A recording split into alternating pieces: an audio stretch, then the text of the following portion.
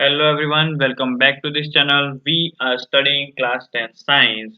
In that chapter number 14, sources of energy. So in this video, in this last video of this chapter series, we will discuss the last points like nuclear energy. In that we will see two important processes, nuclear fission, nuclear fusion, and lastly we will end up with environmental consequences. Right? Now everything around you is made up of tiny objects called atoms. Most of the mass in each atom is concentrated in the center. That center we call it as nucleus. And the rest of the mass is in the cloud of electrons surrounding the nucleus. Now, protons and neutrons are the subatomic particles that comprise the nucleus. You can see over here positive charge and no charge, right? So, proton and neutron is in the nucleus.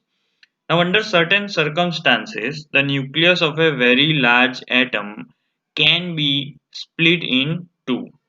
So, in this process, a certain amount of large atom's mass is converted to pure energy according to Einstein's famous formula E equals to mc square, where m is the small amount and c is the speed of light. Right? So in the 1930s and 40s, humans discovered this energy and recognized its potential as a weapon. Right? So initially in the world wars, they made nuclear bombs and all that. Right? But now we are using it as an energy source in navy, submarines. Right? We are making nuclear power plants, getting electricity and all. So why we are so interested in this nuclear energy? Because what is nuclear energy? First of all, energy contained in the nucleus of atoms is called nuclear energy, and this energy is released during nuclear reaction. A reaction in which composition of the reacting nuclei changes to form new elements with a simultaneous release of large and huge amount of energy is called a nuclear reaction. And nuclear reaction are of two types, two ways, nuclear fission and nuclear fusion. So let us go through nuclear fission. Fission means splitting. So the reaction in which a heavy nucleus splits into two or more smaller nucleus. Along with that, two things are also produced. First, evolution of large amount of energy, right? And also few product neutrons are also produced, and they will be helpful in other continue reactions, right? But how does a heavy nucleus splits into two? That we will see in this video further. The phenomena of this splitting of nuclear fission was discovered in the year 1939 by two German scientists, Otto Hahn and Fritz Strassmann. Right, so they are credited with this process. You can see those celebrities over here, celebrity scientists. Now, nuclear fission.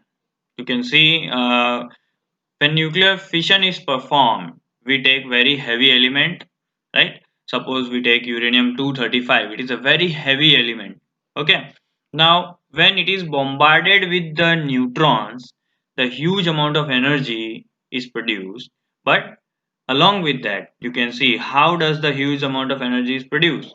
Because the heavy neutron, heavy atom splits into two different nuclei, right? So this simple phenomena that you are seeing right now, that one neutron is coming from the left side and it is bombarding, right, and then this is splitting into two. Further this reaction goes on, but this splitting is releasing enormous amount of energy. You can see comparison is given. 1 kilogram of uranium 235 produces as much energy as 2500 tons of coal which produces on burning, right? So sometimes what happens after one stage of fission due to the product neutrons, the further splitting of heavy nucleus they continue. Once it is splitted into two, then that two is splitted into four, that four is splitted into 16, and then goes on, right? So this reaction is called chain reaction because it continues and continues and continues, okay? But it can also be controlled. So that is what we do in nuclear power plants, right? So nuclear power plants work by this process of nuclear fission. Huge amount of energy is released, which is then used to create electricity. Now, what is nuclear fusion? So fusion is the opposite of fission. In fission, we splitted heavy into light. But now in this nuclear fusion, what will happen? Two or more lighter nuclei, they will fuse, right? They will combine to form a heavy nucleus. And then again, huge amount of energy is released. So this process is very difficult to practice in laboratories and all. So we cannot do nuclear fusion. Just hydrogen bomb that we have made, that human beings have made, that works on this nuclear fusion. Except that we are not using it. Yes, but the energy in sun, the stars, they are due to nuclear fusion reaction because it requires high temperature and high pressure. Okay, so a reaction in which two or more lighter nuclei fuse to form a heavy nucleus, and apart from that large amount of energy is given out, that is called nuclear fusion reaction. We always say that sun is a huge ball of fire, but what makes it a huge ball of fire is nuclear fusion reaction.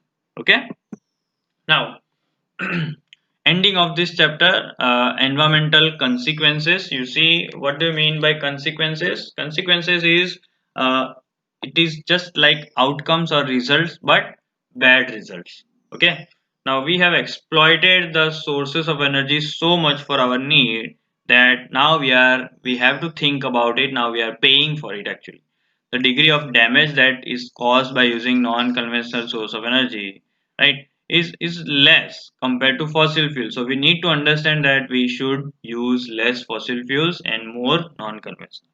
Thus, it is just like our moral responsibility of every citizen, not of any specific place or country, but every common citizen of Earth, that we will use the cleanest possible source of energy.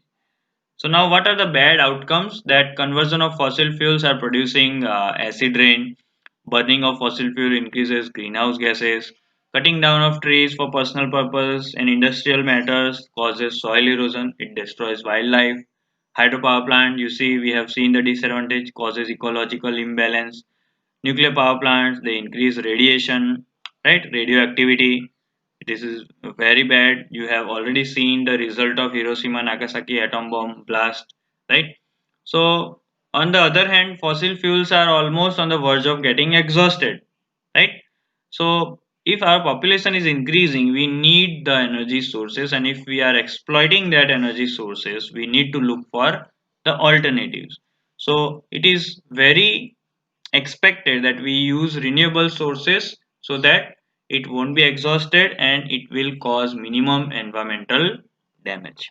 Okay, so this was the consequences that we have to think about it, and we have to act. Actually, this is the time we must act on this environmental consequences.